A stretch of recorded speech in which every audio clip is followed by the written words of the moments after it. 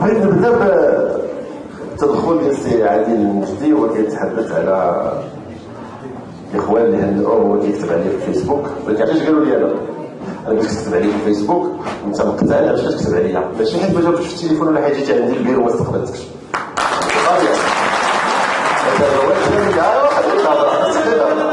والله ما غنسمح لك. السي عادل الله يجزيك بخير. السي عادل عيط في التليفون ما جاوبنيش، والله يكذب عليه. السي عادل الله يجزيك بخير. هذا وزير الدم، السي عادل هذا وزير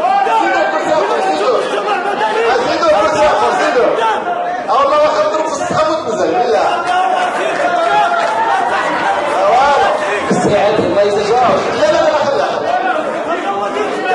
هذا وزير السي عادل ما عنديش مشكل تحتاج معايا، ولكن عندي مشكل.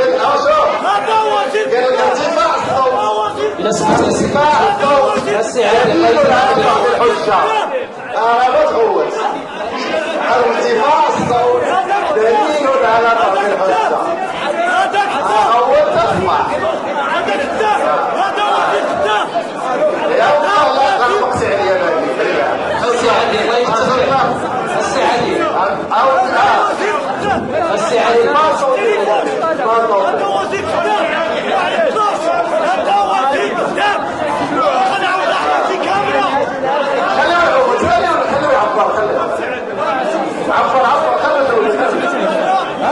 السي عادل الله يجزيك بخير. السي عادل السي عادل السي عادل هذا وزير الدم. السي عادل رحمتي كاملة. هذا وزير الدم. السي عادل السي عادل خديتي الكلمة الله يكثر خيرك. السي عادل خديتي الكلمة عبرتي.